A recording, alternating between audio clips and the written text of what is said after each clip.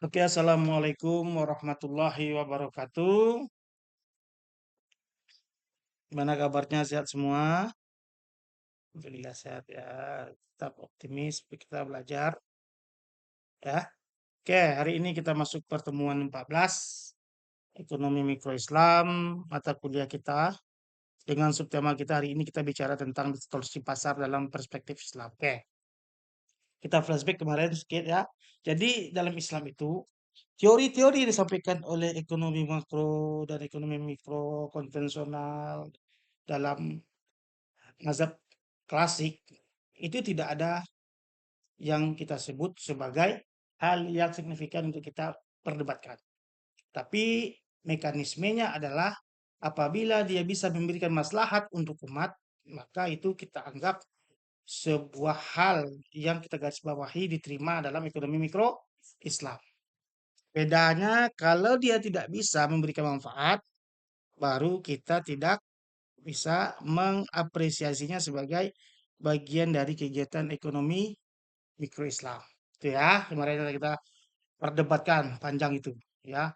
Banyak tokoh-tokoh memperdebatkan, tapi pada akhirnya teori bahwa ada yang mengatakan pemerintah nggak boleh ikut pasar, kata ekonomi makro, ekonomi konvensional, khususnya klasik, ya akhirnya ada juga tidak ikut secara langsung mengatur pasar, tapi dia ikut bermain dalam pasar.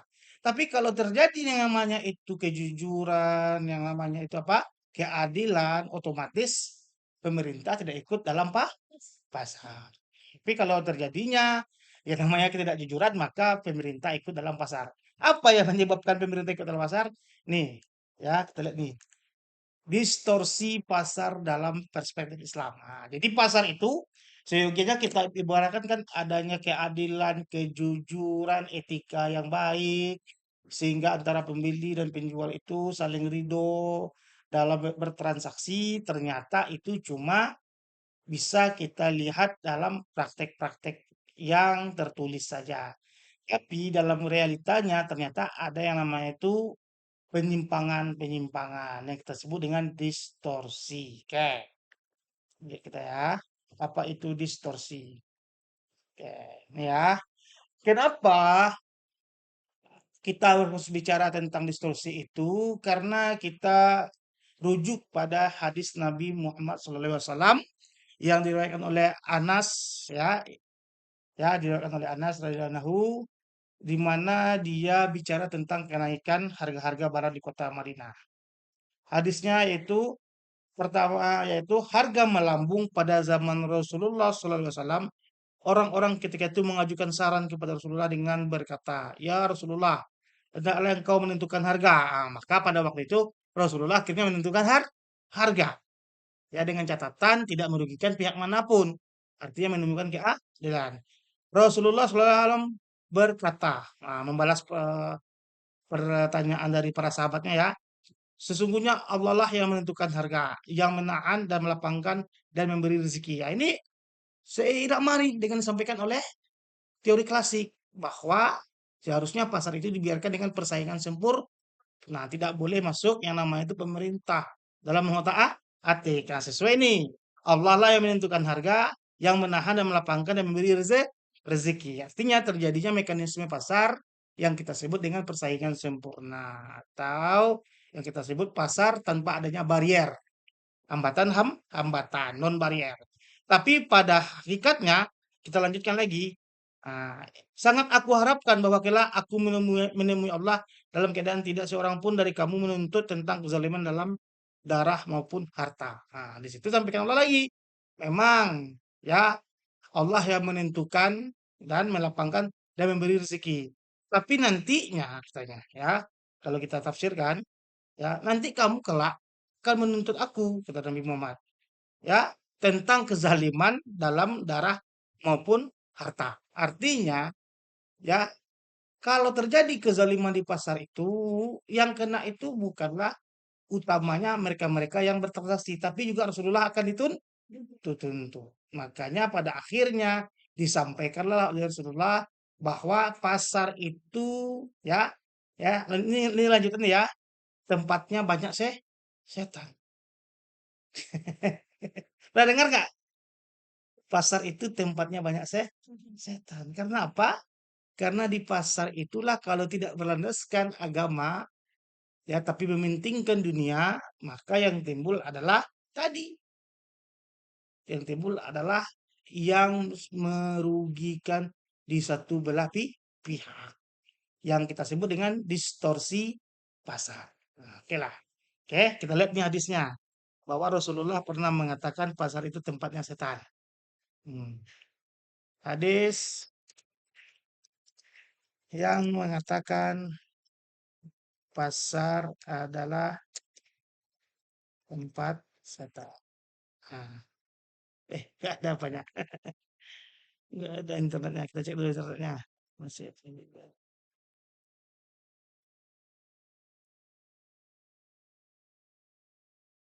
Ya. Nah, nanti kita lihat lagi. Oke. Nah, inilah. Nanti kita baca lagi ya. Oke, kita lanjut. Oleh sebab itu, ya, dalam belajar pasar ini kita juga harus belajar tentang distorsi-distorsi atau penyimpangan-penyimpangan yang dilakukan dalam pasar. Ya.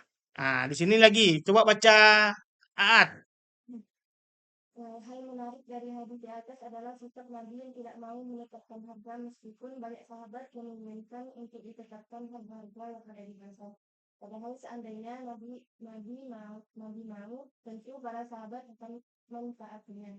Ini menunjukkan bahwa ketentuan harga itu diserahkan kepada mekanisme pasar yang alamnya impersonal. Oke, cukup dulu. Nah, di sini kenapa Nabi tidak mau pada waktu itu? Karena para sahabat yang berdagang pada waktu itu orang jujur, orang baik semuanya. Ya, maka Nabi tidak mau menetapkan harga. Tapi ya, lanjutnya nih. Rasulullah menolak tawaran itu dan mengatakan bahwa harga di pasar tidak boleh ditetapkan karena Allah yang menentukannya. Nah, dengan hadis ini terlihat bahwa jelas Islam jauh lebih dahulu 1160 tahun mengajarkan konsep mekanisme pasar daripada Adam Smith. Jadi Adam Smith tahun 1776 dia mengatakan tentang konsep mekanisme pasar ala mazhab klasik. Yang mana garis bawahnya adalah dia tidak ingin adanya campur tangan pemerintah atau barier halang-halangan dalam pasar. Rasulullah juga telah mengatakan ya 14 abad tahun yang lalu. Atau kita bandingkan 1160 tahun yang lalu sebelum Adam Smith hidup Rasulullah sudah mengatakan ya ajaran konsep mekanisme pasar pada Adam Adam Smith. Tapi ya, kita lihat di sini lagi. Nah, ini ada tapi-tapinya nih. Nah, karena pada waktu itu para sahabat berjualan bukan untuk kepentingan duniawi, tapi kepentingannya adalah mendapatkan ridho kan keberkahan Allah Subhanahu wa taala. Maka itu adalah harga yang ditentukan oleh Allah. Maka barrier-barriernya tidak ada. Karena apa tadi? Prinsip fairness, tahu fairness? Keadilan, prinsip apa lagi? Selain keadilan apa lagi? Kejujuran, trust, prinsip apa lagi? Keterbukaan, prinsip apa lagi? Integritas. Itu dimiliki oleh para sahabat pada waktu itu dalam usaha dagangnya. Ya, dalam usaha dagang. Ya, sampai ada hadis yang mengatakan ya Rasulullah sampai menjelaskan mana barang yang berkualitas tinggi, mana barang yang berkualitas rendah. Nggak mau disatukan. Hari ini kan tidak. Kalau kita lihat orang jualan di depan-depan, nggak salah di pasar dulu, di pinggir jalan itu. Salah satunya duku.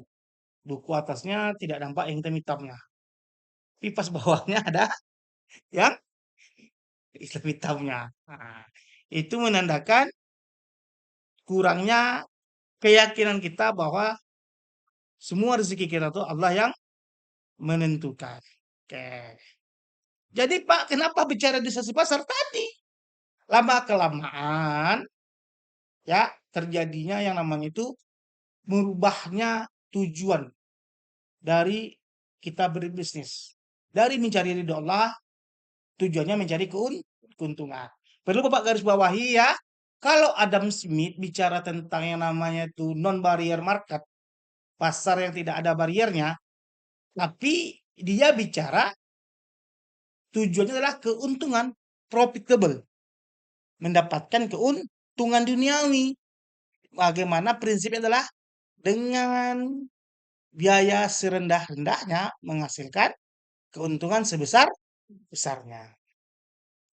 Sedangkan zaman Rasulullah, kenapa Rasulullah menolak tawaran para sahabat untuk menetapkan harga pada waktu itu? Karena tujuannya bukanlah keuntungan. Keuntungan itu hadiah saja, tapi keberkahan, ibadah kepada Allah Subhanahu wa taala. Maka dia tidak ingin ibadah itu tercorengi dengan yang namanya itu kepentingan duniawinya. Oke, ya, tentang kepentingan duniawi. Ya, oke, kita lanjut. Ya, jadi kalau ada besok, ya mekanisme pasar itu kan yang bicara tuh kan Adam Smith yang terpopuler melalui bukunya National National Well, ya, lupa apa istilahnya. Artinya bagaimana menciptakan bangsa itu yang sejahtera. Nah, itu luar Nabi Muhammad, ya 1160 tahun sejak Adam Smith mencetuskan yang namanya musik klasik di tahun 1160. Oke, kita lanjut lagi. Dalam konsep ekonomi Islam, penentuan harga dilakukan oleh kekuatan-kekuatan pasar, yaitu kekuatan permintaan dan penawaran. Nah, itu apa kemarin? Pembicaraan mekanisme pasar Islam itu adalah akhirnya harga ditentukan sebelum terjadinya yang namanya distorsi. Nah, oke, kedua, pertemuan antara permintaan dan penawaran tersebut harus terjadi rela sama rela sehingga tidak ada pihak yang merasa terpaksa, tertipu ataupun adanya kekeliruan dalam melakukan transaksi. Ya, rela sama rela. Ini konsep ekonomi Islam. Pada hakikatnya karena kita bergaul secara internasional tentu kita juga bertemu dengan pedagang-pedagang yang landasan konsepnya di luar konsep ekonomi Islam. Oke, di luar konsep ekonomi Islam. Nah, pada waktu terjadilah perubahan itu terjadi dikarenakan ya yang ikut berdagang tuh bukan saja para sahabat atau orang-orang yang mengikuti ajaran Nabi Muhammad SAW, tapi juga orang-orang yang ingin mencari keuntungan di pasar yang mana di situ potensi keuntungannya besar. Masuklah pedagang-pedagang dari luar. Nah, kita kenal pada itu adalah seorang saudagar-saudagar dari negeri-negeri tetangga dari Madinah masuk ikut berjualan. Karena dia tidak memegang yang namanya itu prinsip Islam, ya, dia tidak memegang prinsip Islam, tapi lebih memegang pada prinsip menghasilkan keuntungan, maka pada waktu itu timbullah nantinya yang kita sebut dengan distorsi pasar tersebut. Oke ya. Jadi sebenarnya saat pasar itu dijalankan oleh Nabi Muhammad dengan tidak terbuka, ya cukup orang oleh para para sahabatnya itu keadaannya bagus, fairnessnya terjaga, keadilannya, ya kredibilitasnya terjaga, kejujurannya. Tapi karena ini sifatnya muamalah, kita tidak dilarang untuk berhubungan dengan orang-orang yang di luar konteks meyakini ibadah kita, ya kan? Maka disitulah nanti timbulnya yang namanya itu potensi-potensi kecurangan. Oke, lanjut. Distorsi pasar dalam perspektif Islam. Nah, pengertian distorsi adalah sebuah gangguan yang terjadi atau pemutarbalikan fakta. Nah, jadi kalau ada teman-teman nanti mendengarkan kita difitnah nih, diputarbalikannya fakta ke kita sebut dia kau distorsi kau, ya.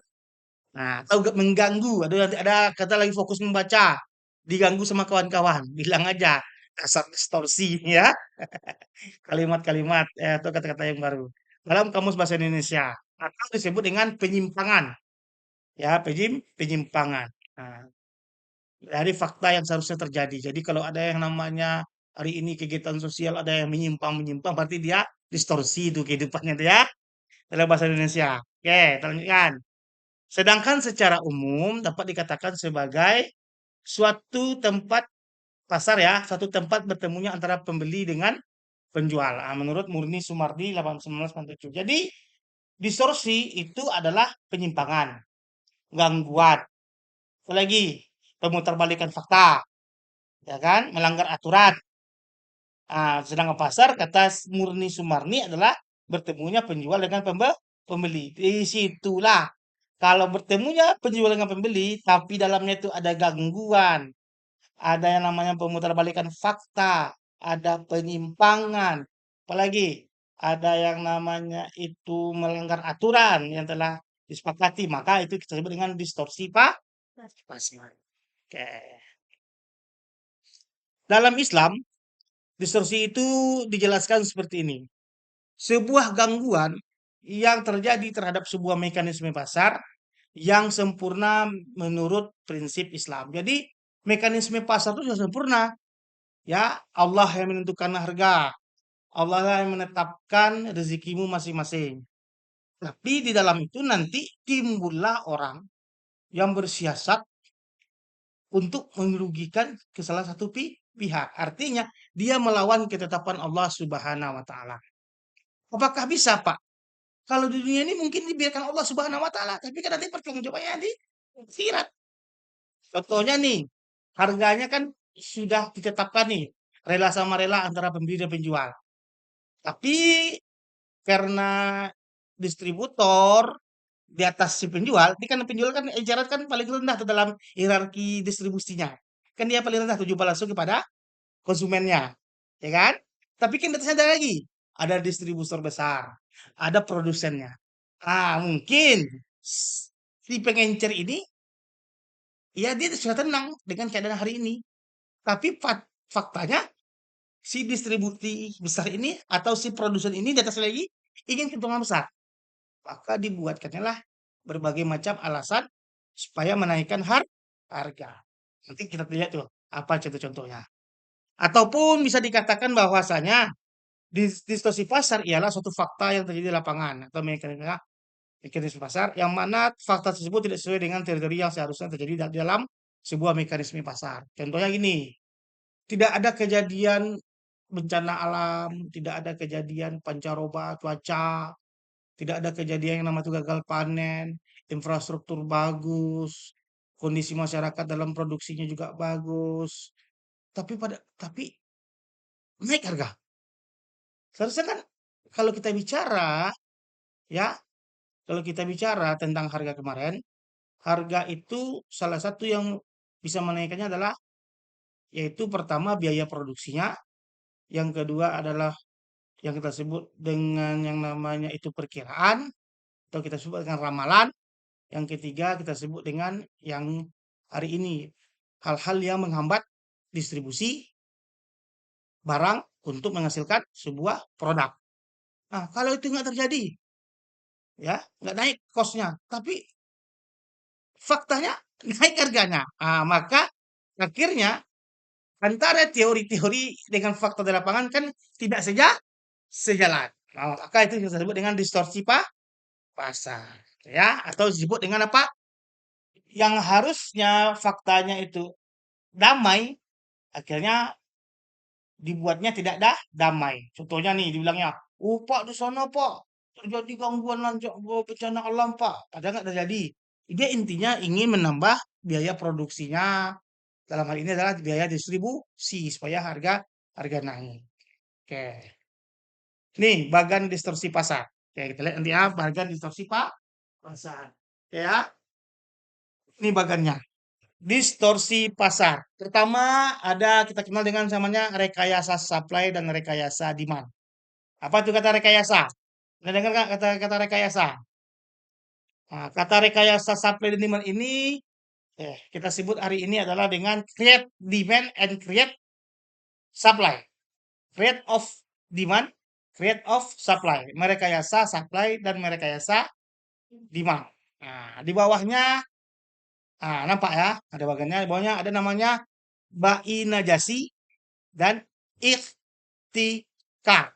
Bainajasi ini disebut dengan permintaan palsu, permintaan yang salah atau permintaan yang direkayasa. Sedangkan ikhtikar itu supply yang salah atau supply yang direkayasa. Oke. Lanjut, ada lagi dikenal dengan namanya tadlis. Nah, tadlis. Nah, kita bahasa Inggris kan nih, apa artinya nih? A now to one party. Itu artinya apa? Itu artinya apa? Salah satu pihak tidak mengetahui. Artinya nipu nih. Nih, nipu. Bisa dalam bentuk quantity, bisa dalam bentuk quality. Jadi kalau kalau salah satu pihak yang mengetahui, itu tadlis. Dia tiga ini sebesarnya. Ada lagi takhir. Ya, takhir itu apa? Uncertain of which party. Kalau ini kan tidak mengetahui. Kalau uncertain apa artinya kemarin? Tahu arti uncertain? Uncertain tahu artinya? Ketidakjelasan di kedua belah pihak. Jadi nggak jelas nih. Perjanjiannya nggak jelas kedua belah pihak tuh. Artinya merancu dia buat perjanjian. Pada akhirnya merugikan mereka masing-masing. Itu di sini ada dalam bentuk harga, price, ada dalam bentuk time of delivery, waktu penyampaian barang tersebut. Ini kemarin yang lagi diperdebatkan nih terkait yang kita sebut dengan hari ini digital marketing. Yang hari ini kita sebut apa istilahnya? Ingat istilahnya apa tuh? Yang produk-produk dikirim eh, pakai jasa pengiriman yang kita beli secara online, elektronik komersil atau e-commerce komersi. Ini lagi perdebatan nih kemarin tuh. Ya, contohnya apa? Time of delivery yang kita bicarakan. Oke, kita lari dulu. Pertama, rekayasa penawaran atau disebut dengan false supply. Lebih dikenal dengan sebut ikhtikar. Sedangkan rekayasa permintaan atau false demand disebut dengan baina jasi. Oke. Sedangkan ini Bapak jelaskan ya. Sedangkan tadlis salah satu pihak tidak mengetahui dapat mengambil empat bentuk. Ini penipuan menyangkut jumlah barang, mutu barang, harga barang, dan waktu penyerahan barang. Sedangkan takhir kerancuan atau ketidakpastian juga mengambil empat bentuk yaitu kuantitas, kualitas, harga, dan waktu penyerahan. Empat ya. Empat, tadlis dan takhir disebabkan oleh karena adanya incomplete information. Ya, tadlis dan takhir itu disebabkan salah satunya tidak lengkapnya informasi. Nah, ada kesengajaan, ada yang tidak kesengajaan. Oke, sekarang kita pergi dulu bentuk dari permintaan dan rekayasa penawaran tadlis dan takhir. Oke. Distorsi besar dalam bentuk permintaan dan penawaran. Di sini ada namanya baina najasi. Adalah baca Putri. Pengertiannya adalah tindakan menciptakan permintaan palsu seolah-olah banyak untuk suatu produk hingga harga jual produk akan naik. Itu sekarang lagi banyak dibuat tuh. Ya, kalau tidak dibeli sekarang, besok harga naik karena orang banyak akan membeli. Belum tentu ada orang besok membelinya. Pernah nggak dengar seperti itu orang jualan? Ada kan? Kalau nggak sekarang ibu beli, bu, besok orang banyak minta nih, bu. Kalau besok orang banyak minta, tentu ibu tidak mendapatkan kesempatan lagi membeli barang ini. Karena hari ini saja ibu bisa harga segitu. Besoknya harga naik. Kenapa? Orang banyak yang akan membelinya. Sering kan seperti itu kan? Jangan. Itu kita kena namanya ba'i najasi. Yaitu melakukan rekayasa permintaan. Bohong. Pembohongan kita kepada pembeli. Ya. Belum belum ada orang minta barang kita besok lagi. Belum ada transaksinya lagi. Udah bisa kita katakan barang kita akan laku besok. Mendahulukan siapa kita dahulukan? Tuhan. Allah kita dahulukan. Itu sudah lebih dari kita menghina yang namanya itu sifat Allah, itu Al-Malik, yang paling berkuasa. Dia pula yang menyatakan paling berkuasa. Udah tahu dia besok barangnya akan banyak dibeli orang. Itu ya. Jadi itu biasanya menaikkan harga. Hari ini tuh banyak sering terjadi di lokal kawan. Ya, pernah nggak dengar orang jual properti? Jual rumah, jual apartemen. Kalau nggak dibeli hari ini, Bu, besok harga naik karena orang akan banyak ya, nawarkan produk tersebut. Pernah dengar kan? Itu contohnya ya. Nggak boleh ya. Ada lagi. Upaya menciptakan permintaan palsu antara lain. Pertama, menyebarkan isu yang dapat menarik orang lain untuk membeli barang tersebut. Nah, itu menyebarkan isu dia. Apa isu disebarkannya? Contohnya, ya, kemarin susu apa namanya tuh? Susu OHT, OHT. Kan kemarin kan susah jadi itu naik tuh.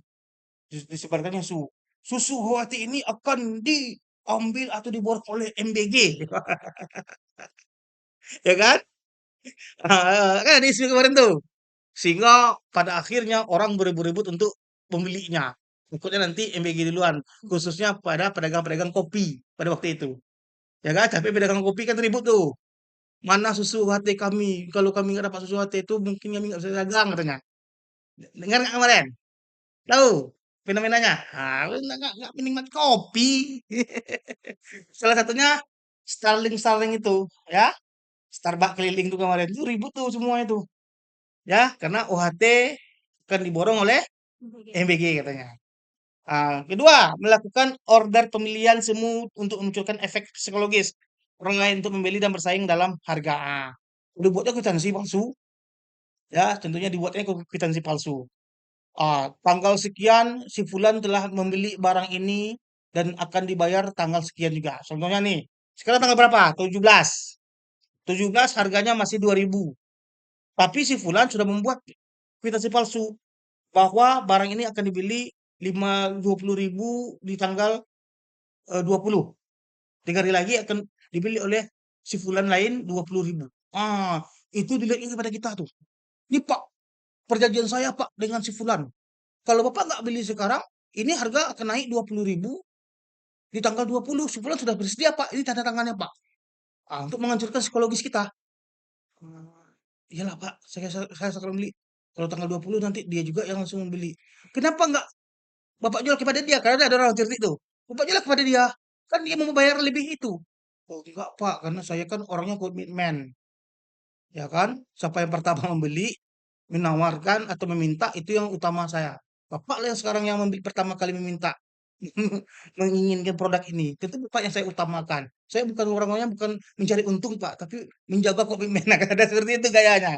Nah, nanti kalau Tuhan-Tuhan di pebisnis jumpa tuh orang-orang seperti itu. Itu dia merusak psikologis kita. Iya ya, Pak. Kalau orang ketakutan langsung beli dia, tapi kalau orang yang logis, ya dia logis, pikirnya logis nih. Oke lah beli jual lah Pak ke mereka. Ah, dibuatnya tuh gaya-gaya manis tuh, diundur-undurnya sedikit tuh.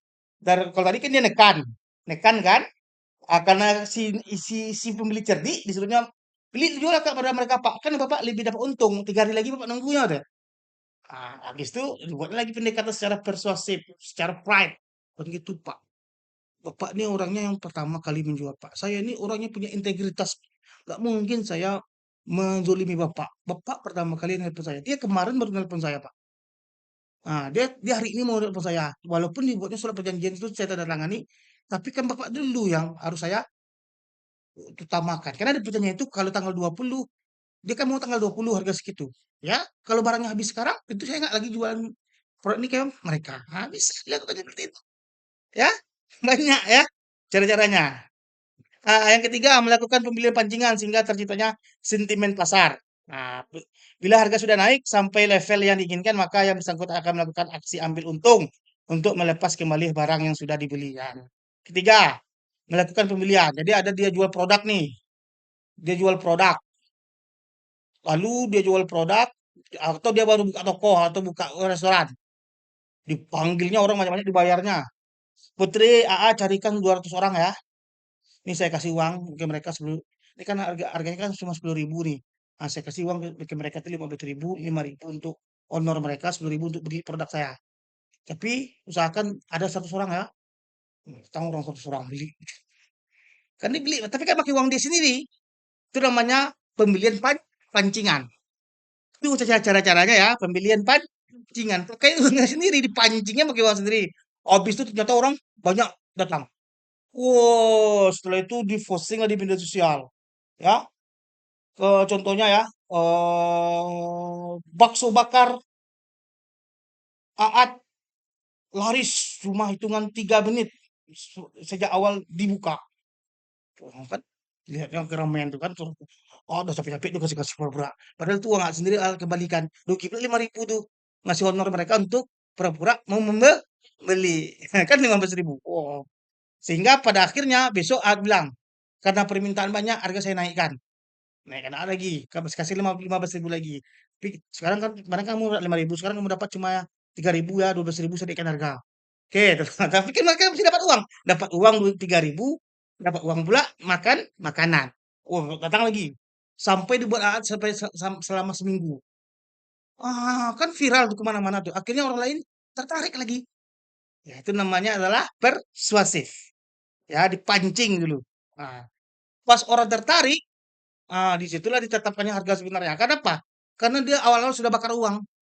Tetapkannya harganya menjadi 20.000 katanya. Apa gunanya? Untuk mengembalikan semua yang telah dikeluarkannya. Itu dimasukkan ke biaya produksi. Padahal itu kan masih biaya produksi loh. Tapi karena dia ini viral, ini banyak yang minta, maka harga saya naikkan. Sering terjadi itu. Itu cara-cara yang disebut dengan ba'i najasi, yaitu false demand, permintaan yang dipalsukan. Oke, ada pertanyaan? Oke, kita lanjut. Contoh ba'i najasi. Nah, nih, kita contohkan ya. Pada waktu Indonesia dilanda krisis moneter 1997, misalnya, terjadi isu kelangkaan pangan. Karena takut kehabisan persediaan beras, maka masyarakat ramai-ramai menyerbu toko-toko borong untuk memborong beras. Pernah nggak teman-teman tahu? Kelihatan berapa? 2000-an nih kan? Nah, tahun 1997 itu ada yang namanya krisis moneter, di mana harga-harga melambung tinggi. Dolar pada waktu itu dari 2.500 menjadi 17.000, sehingga semua bahan impor tinggi harganya, termasuk kebutuhan barang bahan pokok.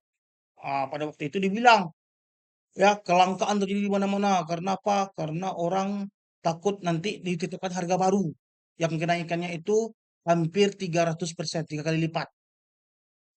Itu akhirnya orang memburu tuh, ya, buru. Yang mana satunya tadi ini seimbangannya, ini kan orang yang aman nih tenang, ya kan? Karena dibuat namanya isu, maka orang meningkatkan permintaannya. Kenapa? Dia takut nanti membeli beras lagi harganya sudah melonjak tinggi. Makanya naik permintaan, ya. Makanya terjadi yang namanya di E2. Naik harga ya dari Q1, naik harga dari P1 ke P2, P2. Terjadi juga pemborongan. Oh, masyarakat pada waktu itu mensuplai banyak tuh produk-produknya di rumah. Dia ingin apa? Ingin tidak merasakan secara cepat harga baru karena terjadinya krisis moneter. Nah, ya, ini contohnya nih. Rugi kan kita? Ini naik harganya. Ini kita akhirnya mengeluarkan semua tabungan kita untuk menyimpan produk. Dan ternyata pada waktu itu pangan nggak susah dapatnya loh. Yang waktu itu orang marah cuma apa? Cuma orang ingin adanya pada waktu itu penurunan pemerintahan saja. Ya, pangan tidak susah dapatnya. Bisa dikatakan pangan hampir sama harganya. Yang mahal itu apa? Barang-barang impor. Apa itu? Pada waktu itu kan tahun 1997 ini kan kita baru yang namanya apa? Pencanangan swasembada pangan. Ya, dari tahun 95 sampai 97 ini kita itu adalah tukang ekspor beras. Kita ekspor beras loh. Kita ekspor beras kemana-mana pada waktu itu. Jadi sawah itu memang banyak. Maka pada waktu swasembada pangan katanya, swasembada beras, diekspor sawah itu kemana? Disitulah dibuat yang namanya isu tersebut. Maka orang takut, diborong lah semua orang tuh beras-beras. Padahal beras ini aman. Kenapa? Karena dia tidak terganggu yang namanya itu untuk sementara waktu kenaikan harga. Kenapa? Dia diproduksi dalam negeri. Beli-belinya juga pakai rupiah pada waktu itu sebelum habis stoknya. Tapi karena orang membuat isu, meningkatlah orang ingin membeli, maka naiklah harganya di keseimbangan baru tersebut. Sampai sekarang harga akhirnya tidak turun-turun di atas 10.000. Oke. Kenapa ini diharamkan transaksi negasi ini? Ya, Karena si penjual menyuruh orang lain memuji barang atau menawar dengan harga tinggi agar orang lain tertarik pula untuk membeli. Artinya penipuan, ya. Artinya salah satu pihak dirugikan. Siapa yang dirugikan? Pembeli. Karena dia merekayasa sehingga dia bisa meningkatkan harga dan menghasilkan keuntungan besar. Itu nggak boleh pada waktu itu. Terjadilah transaksi ini. Oke, satu lagi, ikhtikar adalah monopoli atau penimbunan. Nah, monopoli atau penimbunan. Bacaan. Bersumber dari Sa'id bin al-Musayyab dari Ma'mar bin Abdullah al-Abari bahwa Rasulullah SAW bersabda, tidaklah orang yang melakukan ikhtikar itu kecuali dia berdosa. Apa itu ikhtikar tuh? Nah, ikhtikar itu sering diterjemahkan dalam sistem monopoli atau penimbunan. Nah, padahal sebenarnya ikhtikar tidak identik dengan monopoli atau penimbunan. Dalam Islam, siapapun boleh berbisnis tanpa peduli apakah dia satu-satunya atau ada penjual lain. Nah, jadi apa tadi ikhtikar tersebut? Ikhtikar tadi masih ingat apa itu ikhtikar? Hmm? False supply, rekayasa supply. Nah, contohnya rekayasa supply itu, asalkan dia tidak merugikan konsumen, maka dia boleh menjadi monopoli atau oligarki. Tapi kalau dia sudah melakukan kerugian terhadap ya konsumen, nah, maka dia itu nggak boleh lagi. Contohnya apa? Salah satunya adalah kalau dia menjadi monopoli, tapi dia mencari keuntungan besar. Itu nggak boleh. Timbunnya barang tersebut sehingga dibuatnya langka barang tersebut. Ya kan? Kalau tadi kan Mbak Inajasi itu kan menciptakan namanya permintaan palsu. Ini penawaran palsu. Ditimbunnya barang tersebut. Karena dia kuat modalnya dibelinya semua produk tersebut. Akhirnya orang yang butuh pada waktu itu dikeluarkan sedikit. Sehingga orang lain tidak banyak mendapat. Akhirnya orang berteriak di bawah. Nah, karena hasil penimbunan dia itu orang berteriak di bawah. Mana nih produk nih kami butuh. Pada waktu orang udah berteriak, maka dia mengeluarkanlah stoknya.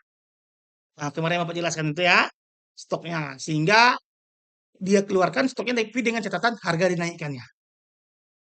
Nah, artinya dia mengatur seenak-enaknya itu supply. Harusnya kan berapa yang diproduksi langsung diserahkan kepada masyarakat sesuai dengan kemampuan masyarakat untuk membeli sehingga masyarakat langsung mendapatkan ini tidak ditahannya sehingga masyarakat lain berteriak kami butuh beras kami butuh ini ditahannya sampai nanti pas ditanya-tanya mau nggak kamu beli sekian mau pak asalkan kami dapat kami butuh pak baru dikeluarkannya artinya adalah dengan istilah penimbunan. Nah, tapi iktikar itu adalah tindakan kejahatan yang pada akhirnya merekayasa supply. Harusnya produknya itu banyak loh bisa diedarkan di pasar, tapi dibuatnya tidak banyak. Sehingga kenaikan harga. Nah, itulah.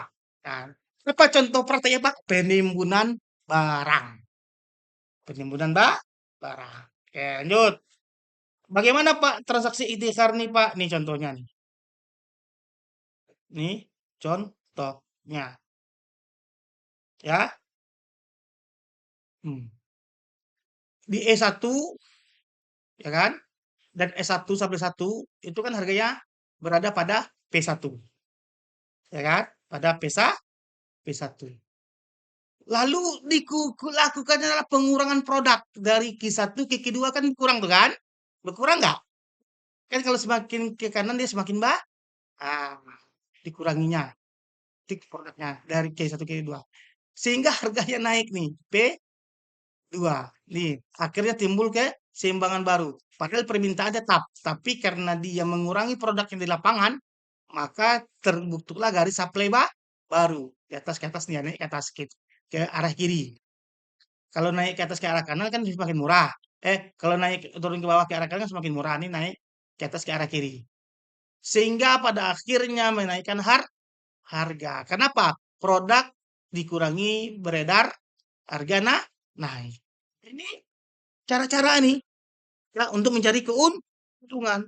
Kenapa bisa akhirnya naik, Pak? Ya karena dia menawarkan, kalau kamu beli sekian, aku jual barangku. Kalau enggak, aku nggak mau jual. Nah, itu cara-caranya tuh ya. Nah, karena inilah akhirnya Rasulullah pada waktu itu berprinsip menetapkan harga. Oke, baca ya. Ini ada keterangan. Oke.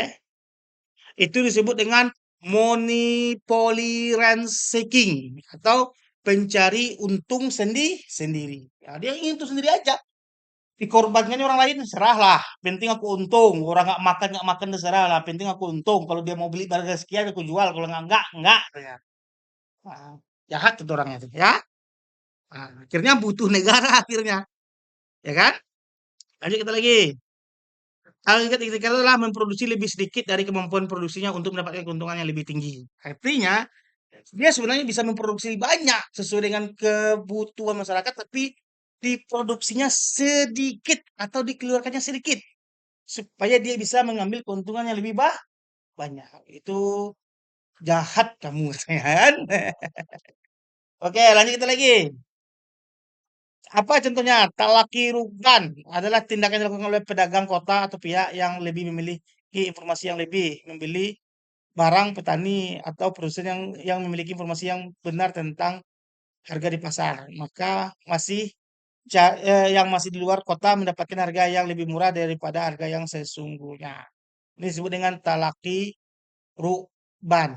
Nah, ini masih dalam bentuk ikhtikar. Ya, ikhtikar. Oke, lanjut lagi. Ya, apalagi? Nah, rekayasa penawaran, dia membuat rekayasa penawaran ya, mencegah penjual dari luar kota untuk mengetahui harga pasar yang berlaku, dicegah itu, ya. Pokoknya dia, misalnya nih Putri, mau tahu nih harga sebenarnya berapa lah harga sebenarnya nih produsennya. Hari ini contohnya nih, pemerintah Indonesia akan mengadakan yang nama itu lembaga pintu satu ekspor untuk khususnya komoditi ekspor seperti kelapa sawit, batu bara, dan minyak. Apa gunanya supaya dia mengetahui berapa banyaknya orang internasional yang membeli SPO itu berapa harganya. Nah, selama ini kan tidak, kita pakai perantara. Jadi ternyata kita dibeli lebih murah daripada harga yang sebenarnya. Karena Indonesia akhirnya hari ini membuat yang namanya itu sebuah lembaga, semua ekspornya itu diletakkan di lembaga tersebut, nanti pihak dari luar negeri membeli ke dia. Kemarin kan tidak ada tradernya di Singapura. Mau dibatalkannya itu. Itu adalah cara salah satunya merekayasa penawaran. Ya, nih talak kiruk. Oke, itu bisa lagi taklis. Taklis adalah transaksi yang mengandung suatu hal pokok yang tidak diketahui salah satu pihak. Artinya salah satu pihak tidak mengetahui informasi yang penting terkait produk tersebut. Nah, apa contohnya? Larangannya pada surat Al-A'raf ayat 85. Dengan artinya adalah bacaat. Dan kami telah penduduk Lot yang saudara mereka, Sukait, ia berkata, hai kaumku, sembahlah Allah sekali-kali tidak ada Tuhan bagimu selainnya. Sesungguhnya telah datang kepadamu bukti yang nyata dari Tuhanmu. Maka sempurnakanlah takaran dan timbangan, dan janganlah kamu kurangkan bagi manusia barang-barang takaran dan timbanganmu. Dan janganlah kamu membuat kerusakan di muka bumi sesudah Tuhan memperbaikinya. Dan demikian itu lebih baik bagimu jika betul-betul kamu Oke, kita letak kata garis bawah di sini adalah takaran dan timbangan. Takaran dan apa beda takaran dan timbangan? Takaran itu bisa dalam bentuk apa? Yang tidak berangka, yaitu kualitas. Sedang timbangan yang bisa dalam bentuk angka, yang bisa kita lihat kuantiti dan kualitas. Ya, jadi kita tidak boleh yang namanya itu menghilangkan kesempurnaan takaran dan timbangan. Bagaimana cara menghilangkan sempurnanya? Ya kita bohongi saja, kita tutup-tutupin. Apa contohnya? Sehari-hari itu kita lihat tuh, jual duku dia. Di atasnya dibuatnya dukunya bagus-bagus, nggak ada hitam-hitamnya. Tapi di bawah hitam-hitamnya. Pas mau kita beli, di canduknya paling bawah, ya. Atau ada angkanya tuh, dibuatnya 5.000 sebesar, tapi di bawahnya setengah kilo kecil. Pernah lihat? Pernah lihat nggak? Nah, nah ya, sehingga kita datang, terus berapa Pak? 5.000. Kita kan tahu 5.000 sekilo. Ah, ya katanya. Pas diambil lagi setengah kilo, kita ambilnya. Oh sedikit Pak, ya kan setengah kilo. Saya lihat, ya mas, terus ditipunya. Nah, kalau memang membuat itu bisa besar. 25.000 setengah kilo kan jelas tahu orang kan? Nah, itu contohnya ya. Ini bisa kuantitas, kualitas, harga, itu penyerahan. Contoh kualitas. Nah, ya, surat Ar-Rahman. Ya, di sini dijelaskan supaya kamu jangan melampaui batas tentang neraca. Nah, itu kuantitas, menimbang ya. Dan tegaklah timang itu dengan adil dan janganlah kamu mengurangi neraca itu. Artinya berapa yang dibeli orang segitu yang kita berikan. Belinya 10 kasih 10. Belinya 9 kasih 9. Nah, kedua kualitas. Dan janganlah kamu mencampur adukkan kebenaran dengan kebatilan. Dan janganlah kamu kamu sembunyikan kebenaran sedangkan kamu mengetahui. Tadi itu ya, barang bagus dicampurin dengan barang yang tidak bagus. Lalu disembunyikan kebenarannya. Ini bagus nih Pak, barang ini bagus kualitasnya. Padahal di bawahnya barangnya jelek kualitasnya. Jadi dia mensembunyikan kebenaran, ya kan? Di surat Al-Baqarah ayat 42. Apalagi contoh taklid harga atau gaban. Praktek yang saya tadi Bapak bilang, 5.000 besar-besar, angka setengahnya kecil dibuatnya, kilonya besar. Ya kan? Kayak ini dibuatnya, ya. Mana? Nah, kalau kawan-kawan pernah lihat ya, contoh prakteknya. Ya kan? Boleh bikin video model ini. Kayak gitu lagi. Nah, itu namanya taklis gaban. Ya. Ya. Taklis harga. Jadi orang tahunya 5.000 per kilo. Dia nggak lihat tuh. Yang angka kecil nih dia nggak lihat nih. Ya kan? Pas ke sana, Pak beli Pak sekilo. Oke dikasihnya. 5.000 Pak. Ya pas beli timangnya. Kos setengah Pak. Baca baik-baik. Ya. Oke. Taklis waktu penyerahan. Nah praktek ini. Ya. Praktek ini adalah waktu penyerahan dilakukan penjual dengan menutupi kemampuan ia dalam menyerahkan barang yang sebenarnya lebih lambat dari yang ia janjikan. Contohnya nih, makanya sekarang ada aplikasi kuning, aplikasi oranye. Kalau dia terlambat menyerahkan barangnya, kan ada dikasihnya bonus berapa? 10.000. Ya kan, dikasihnya kita bonus 10.000. Contohnya nih, Putri mau memakai bajunya tuh di hari Senin. Ya kan, udah dibeli Putri, dijanjikannya hari Senin datang. Ternyata datangnya hari Selasa, akhirnya rugi Putri. Karena baju itu digunakan Putri untuk wawancara kerja. Ternyata karena tampilannya memakai baju lama dan usang, akhirnya dia nggak terima wawancara kerja. Rugi Putri kan? Dan besoknya datanglah baju itu. Pas Putri tidak lagi terlalu membutuhkan. Apa tadi? Kesal Putri. Kesal nggak? Hah? Itu contohnya ya. Ya, itu sering terjadi itu. Ya, dibilangnya kita kemungkinan datangnya tanggal 16 karena dia terlambat dikasih kita uang 10.000 sebagai imbalan keterlambatan. Pernah nggak merasakan belanja online? Gitu pula belanja sehari-hari. Contohnya nih, kita buat baju ke orang, dijanjikannya tanggal 5 hari. Ternyata dan 5 hari, karena kita mana Pak? Belum lagi ya. Belum kita bayar. Nah, itu nggak boleh tuh. Kalau memang nggak mampu, bilang nggak mampu. Saya nggak mampu tanggal sekian. Saya mampunya tanggal sekian. Kenapa? Orang ada kegunaannya produk itu. Kenapa orang mintanya tanggal sekian? Nah, ini waktu penyerahan. Informasinya palsu. Yang tahunya dia sendiri. Padahal dia banyak kerjaan ini. Dibilangnya, ya bisa, bisa, bisa. Padahal tentu si pembeli, oh iyalah, percaya-percaya aja. Padahal dia yakin tidak bisa. Tapi karena dia mau uangnya, ini bisa-bisakan aja. Itu nggak boleh. Oke, kita lanjut lah. Takhir atau gharar ketidakpastian. Ini kata Zahlur Rahman dalam jurnalnya dia mengatakan tahun 1555 adalah suatu cara membabi buta tanpa pengetahuan yang mencukupi atau mengambil risiko sendiri dari suatu perbuatan yang mengandung risiko tanpa mengetahui dengan persis apa akibatnya atau mempersiapkan kancah risiko tanpa memikirkan konsekuensinya. Artinya kalau sehari-hari kita sebut dengan kalau sehari-hari ini kita sebut dengan modal nekat. Pernah dengar nggak modal nekat? Pernah dengar nggak? Jadi kedua belah pihak itu nggak tahu dia. Akhirnya modal nekat aja, ya modal nek. Nah, apa? Uncertain to of both party, ketidakpastian di kedua belah pihak. Contohnya, Putri ingin membeli rumah ya yang dijual oleh Aat. Putri uangnya nggak ada, tapi mau membeli rumah itu harganya 1 miliar. Oke, Aat, aku beli 1 miliar rumah tuh. Padahal uangnya nggak ada.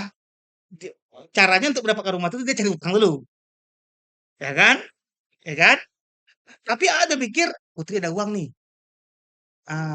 Aku minta aja dulu sama dia uangnya baru aku bangun. Jadi pas ketemu kan, pas di tanggal yang ditetapkan bertemu transaksi, datang Putri, mana rumahku? Rumahmu belum bangun, bayar dulu. Nah, tapi katamu sudah kamu bangun tanggal sekian. Iya, kamu kan belum bayar. Kamu bayar baru aku bangun. Datang Putri tuh pas ditanya, kamu kan janji tanggal sekian bayar Putri. Pas kita ketemu nih, oke lah aku sekarang aku nggak sanggup bangun rumah karena aku nggak punya uang. Ah, mana uangmu dulu Putri? Dia bingung pula. Aku nggak punya uang nih. Akhirnya kedua belah pihak apa namanya itu tidak tahu apa yang seharusnya dilakukannya risiko-risikonya, ya atau membeli produk, beli racun, membeli racun. Si pihak tahunya itu cuma racun yang tidak bisa mematikan. Putri itu tahunya cuma racun yang tidak mematikan juga, yang bisa diminum. Akhirnya terjadilah transaksi. Si yang penjual harusnya dia memberitahu, si yang pembeli harusnya dia bertanya. Ini melakukan kedua-duanya. Ya pede-pede aja keduanya. Akhirnya apa? Pembeli mati, si penjual akhirnya apa? Menjadi sangka. Terjadi itu. Banyak terjadi itu disebut dengan takdir. Kedua pihak tidak mengetahui. Sungai pula berbisnis. Dia nggak tahu risiko. Nah, ya. Nih, hadis takhir disampaikan bahwa dari Abu Hurairah yaitu Rasulullah Shallallahu Alaihi Wasallam melarang jual beli dengan cara melempar kerikil kepada barang yang dibeli dan melarang menjual barang yang tidak jelas rupa dan sifatnya. Disebut dengan bai al-gharar. Nah, jadi kalau kita membeli barang itu hari ini pernah nggak lihat praktek-praktek seperti lelang? Ada kontainer, wah dibelilah kontainer itu berapa harganya? Isinya kita nggak tahu nih. Pernah lihat nggak video-videonya? Pernah lihat Pak? Ada suatu acara lelang kontainer. Pernah lihat videonya? Lena Putri, pernah lihat? Oke. Berebutlah orang tuh belinya. Akhirnya pas dia untung, alhamdulillah untung dia dapat barang-barang mewah. Pas dibelinya murah. Pas dibelinya mahal, ternyata yang ada tuh cuma sampah. Itu nggak boleh. Ya, harus jelas produk tersebut. Oke, ya, ini takhir tuh atau gharar tuh ada kuantitas, kualitas, harga dan wak waktu. Kualitas contohnya. Coba baca Putri, disebut dengan step ijon.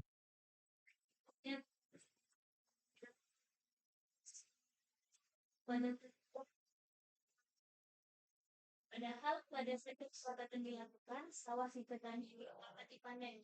Dengan demikian, kan jual beli dilakukan tanpa menyebutkan spesifikasi mengenai berapa kuantitas yang dijual masyarakat, harga sudah ditetapkan. Ya, kira-kira aja tuh. Sawah satu petak itu kira-kira 300 kilo. Nah, kan? Dia langsung dibeli yang 300 kilo kan? Kira-kira aja. Padahal dibelinya 750 karena dia pikir itu 300 kilo. Padahal pada saat itu belum dipanen, belum ada berasnya, cuma ada tanaman padi. Sudah dibelinya, ternyata terjadi namanya hama wereng. Pas panen dia nggak sesuai dengan harapan, ternyata cuma dapat 100 kilo. Ah, itu disebut dengan sistem ijon. Nggak jelas. Artinya itu disebut dengan apa namanya itu spekulasi. Artinya mengira-ngira saja. Ah, sistem ijon. Ya, contohnya tuh beli satu pohon. Ah, satu pohon. Si pemilik rumah bilang, Pak, ini ada 300 kilo nih Pak beratnya. Oke, tapi tunggu 5 hari, dua minggu lagi ya Pak, pas dia sudah masak. Dibelilah 1 juta sama karena yakin kan banyak itu buahnya. Ternyata pas ditimbang pas hari H nggak sampai 300 kilo, cuma 100 kilo. Baru diterima dah, ya kan? Itu sistem ijon. Itu dalam buku Ade Wamen Karim di tahun 2010 ada Wamen yang menceritakan tentang sistem ijon. Jadi ijon itu nggak boleh ya, nggak boleh. Ya, langsung aja pergi kita ke pelelangan, tanya 1 kilonya berapa, selesai. Ya, jangan masih ada di pohon dia kita sudah beli, belum tentu dia kan berkembang dengan baik. Oke, contoh takhir dalam kuantitas. Baca Aat.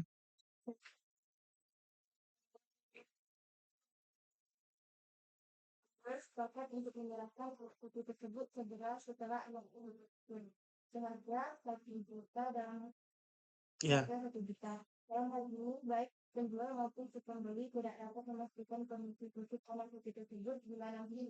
oke, Kak. Kayak membeli ya sapi di dekat kandungan. Kita nggak tahu nih kualitasnya, apakah dia nanti cacat atau tidak. Kita nggak tahu, ya kan? Apakah nanti dia bisa menerima nutrisi dengan baik atau tidak. Nah, padahal kita sudah keluarkan uang untuk membelinya. Apalagi harga. Ah, baca Putri tentang harga. Misalnya, seorang penjual menyatakan bahwa ia menjual 1 unit konsumsi harga 10.000. Apabila dibayar tunai, PRP 50.000 bila dibayar dengan kredit selama 5 bulan. Kemudian si pembeli menjawab setuju. Ketidakpastian muncul karena adanya dua harga dalam satu order. Jadi si penjual panci mengatakan kalau beli secara tunai harganya 10.000, kalau beli secara kredit harganya 50.000. Tapi tidak disepakati sistemnya. Apakah pembelinya pakai secara tunai atau belinya secara kredit. Pada akhirnya ya bingung tuh transaksinya. Pakai kredit atau pakai tunai ini. Mana yang harus kita pastikan ini? Ah, si penjual bingung, si pembeli juga bingung karena dia tidak bisa memastikan di mana dia bisa menetapkannya. Akhirnya di pertengahan jalan diubah sama si penjual. Aku pakai kredit aja lah, nggak usah pakai apa rugi aku. Ah, si pembeli di tengah jalan, aku pakai tunai gitu ya. Akhirnya nggak jumpa. Akhirnya bentrok. Harus jelas kita. Pak, barang ini dijual dengan harga 10.000 kalau tunai. Kalau kredit Bapak dapatnya 50.000. Sekarang Bapak mau belinya pakai cara apa? Ya, kita sepakati. Harusnya gitu. Tapi ayo kita sepakati itu nggak ada. Sudah dikasih aja barang ke Bapak tuh. Nanti dia berharap sesuai dengan kemauannya masing-masing. Sehingga yang Bapak yang nerima itu juga ingin sesuai dengan kemauannya masing-masing. Ada kacau. Nggak nggak jumpa. Terakhir, takhir yang menyangkut waktu penyerahan. Contoh, baca Putri Aat. Bahkan penjualan mobil yang dicari dengan akad pembeli mengejar harga tertentu dan bapak Nah, mobil itu hilang. Misalnya nih, Bapak punya mobil hilang. Tapi Bapak bilang, tenang Tuan Putri. Mobil itu lagi dicari Aat loh, Aat polisi misalnya. Lagi dicari Aat loh. Nanti kalau dapat langsung Putri ambil. Karena Bapak jualnya harga murah.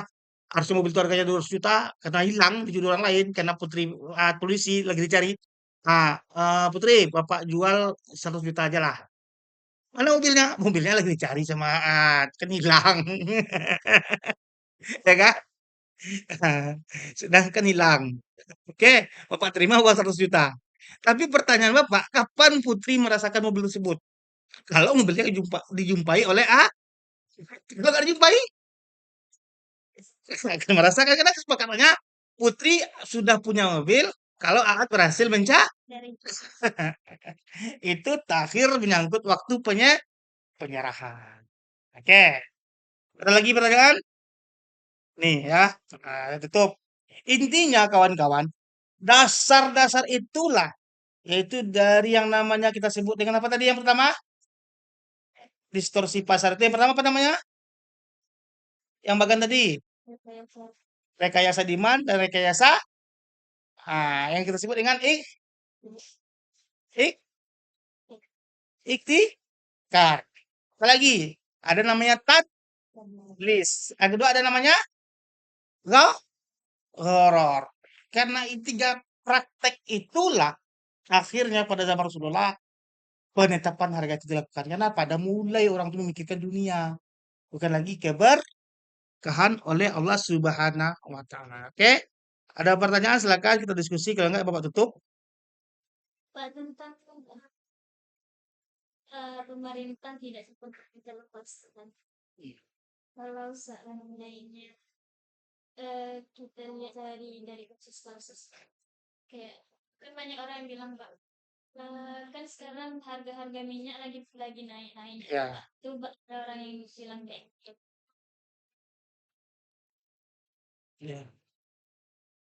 MBG sebaiknya MBG dikasih Pak tentukan aja tapi itu kan harga yang kayak zaman-zaman Soeharto. Nah itu kan kalau dilihat kan harga-harga pasti tanpa pemerintah Pak, soalnya beda pemerintah beda harga pasar Pak.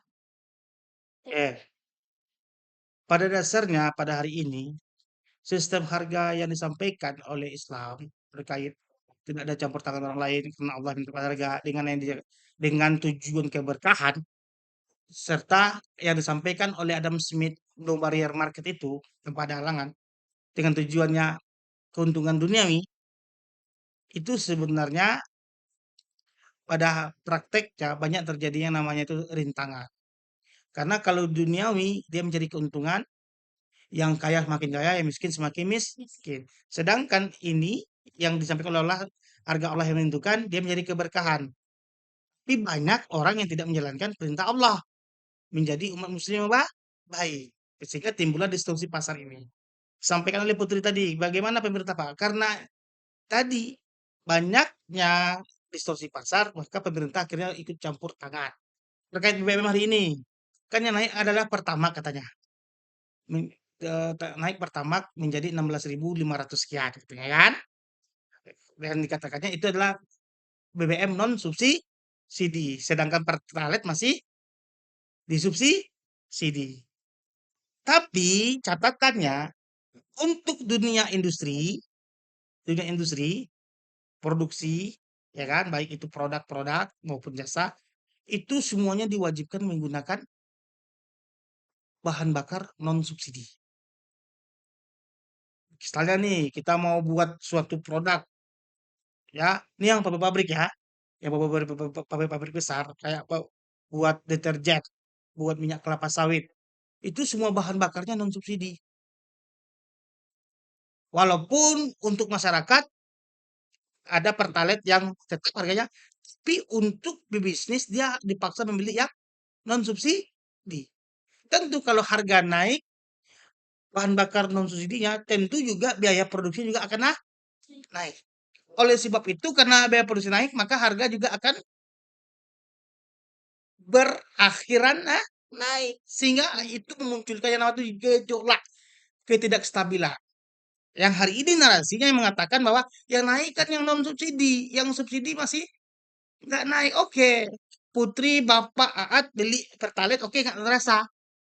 Tapi nanti masuk ke warung, beli sabun, beli apapun, harganya naik. Yang cuma dibatasinya kita pakai motor saja. Tapi yang dalam warung nggak bisa dia mengendalikan. Akhirnya apa? Terjadi ketidakstabilan. Pendapatan kita tetap, tapi yang kita keluarkan semakin bertambah. Ya kalau masih mencukupi, kalau nggak mencukupi akhirnya berkurang. Kalau udah minus, akhirnya kita harus mencari tambahan. Kalau nggak dapat tambahan yang baik, tambahannya kita cari secara yang buruk. Itu catatannya, ya. Akhirnya narasi-narasi mengatakan yang naik itu kan yang non subsidi. Benar, Tapi yang non-subsidi itu yang digunakan oleh pabrik-pabrik. Sedangkan Pertalite digunakan untuk masyarakat sehari-hari. Pabrik kalau naik harga minyak karena dia dipaksa beli yang non-subsidi, tentu juga akan menaikkan harga. Maka terjadi ketidakstabilan pada hari ini tentang harga-harga tersebut. Maka demo-demo itu muncul. Kenapa? Keterangannya itu kan keterangan yang dikotomi, memisahkan saja. Harusnya masyarakat nggak heboh katanya. Karena kan yang masyarakat yang pakai motor kan nggak merasakan naik BBM. Oke lah kita pakai Pertalite. Tapi kita pergi ke warung nanti semua produk-produk dari warung itu kan di pabrik. Tapi makanya BBM yang non subsidi dia naikkan tuh harganya juga naik. Nah, disitulah hari ini pemerintah tidak peka dalam membatasi harga, ya, yang mana harga tersebut seharusnya dibatasi dengan kemampuan daya beli masyarakat. Nah, makanya demo orang hari ini, pertumbuhan ekonomi ada 5,61, tapi kami merasa kok semakin susah hidup. Benar dengar nggak kata-kata itu? Nah, itu bukti bahwa pasar itu campur tangan pemerintah itu sangat terbatas. Seharusnya dia kuat. Oke lah kalau dia nggak bisa membatasi ini harga naik, tapi dia bisa menaikkan pendapatan masyarakat dengan cara apa? Kasihlah uang tunai kepada masyarakat seperti bantuan langsung tunai. Jadi masyarakat nggak merasa terlalu terbebani dengan kenaikan harga. Ya, bagus Putri pertanyaannya. Ada lagi? Saat ada pertanyaan? Cukup? Oke, Bapak tutup ya. Minggu depan kita mungkin UAS nanti Bapak kasih tugas terakhir ketemu 15. Ya, wabillahi taufiq hidayah. Assalamualaikum warahmatullahi wabarakatuh.